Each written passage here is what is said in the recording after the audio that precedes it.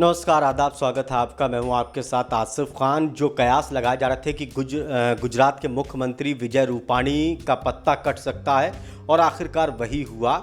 वो अपनी कुर्सी को नहीं बचा पाए, अपने पद को नहीं बचा पाए और उनको इस्तीफ़ा देना ही पड़ा। आलाकमान के फरमान के बाद इस्तीफ़ा दे दिया है विजय रूपाणी ने गुजरात के मुख्यमंत्री के पद से। इससे पहले कर्नाटक के मुख्यमंत्री के पद से येदियुरप्पा को हटना पड़ा था। वहां पर भी बीजेपी आलाकमान ने उनको मुख्यमंत्री पद से हटा दिया था। इससे पहले उत्तराखंड में 2 मुख्यमंत्री बदले। त्रिवेंद्र सिंह रावत, उनका कार्यकाल 4 साल से ज़्यादा रहा। उसके बाद तीरथ सिंह रावत को मुख्यमंत्री बनाया। फिर पुष्कर सिंह धामी उत्तराखंड में मुख्यमंत्री बने। तीसरे मुख्यमंत्री एक ही कार्यकाल में उत्तराखंड के अंदर बनाए गए, कर्नाटक के अंदर मुख्यमंत्री बदल दिया और अब गुजरात के अंदर। अब क्या कहेंगे कि बीजेपी क्या बहुत ज़्यादा कंफ्यूज है या फिर यहाँ पर एक प्रयोग कर रही है या फिर ये संयोग है या फिर प्रयोग है, ये बीजेपी ही जाने। लेकिन ये ज़रूर है कि इतने राज्यों के मुख्यमंत्री बदल रही है, एक के बाद एक बदला जा रहा है, तो क्या बीजेपी के अंदर बड़ी घबराहट है? क्या बीजेपी डरी हुई है?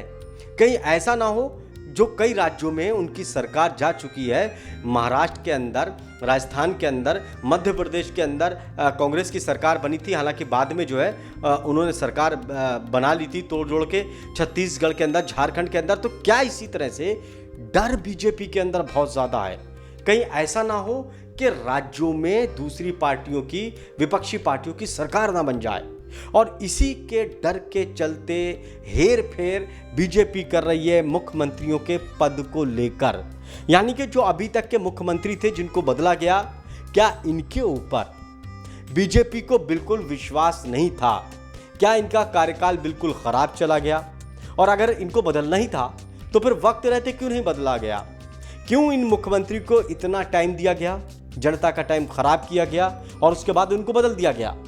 तो या तो ये काम बेहतर नहीं कर रहे थे, या फिर बीजेपी बहुत ज़्यादा कंफ्यूज है, या फिर जिस हिसाब से मोदी और अमित शाह चाहते हैं कि बीजेपी के मुख्यमंत्री काम करें, उस हिसाब से ये काम नहीं कर रहे हैं, इसलिए इनको हटा दिया गया। हालांकि आपने देखा था कि उत्तर प्रदेश के मुख्यमंत्री योगी आदित्यनाथ के ऊपर भी कई बार प्रेशर आया और कई बार ऐसा भी लगा कि उनको भी हटा दिया जाएगा। वो दिल्ली के चक्कर लगाते हैं। दिल्ली के कई जो बड़े नेता होते हैं बीजेपी के, उनके ऊपर विचार विमर्श होता है कि हो सकता है कि इनको मुख्यमंत्री उत्तर प्रदेश का बना दिया जाए या फिर ये ना बन जाए, या फिर उत्तर प्रदेश के मुख्यमंत्री योगी आदित्यनाथ के ऊपर भी दबाव बनाने की कोशिश की जा रही है। सवाल ये उठता है कि आखिर बीजेपी की ये कैसी रणनीति है?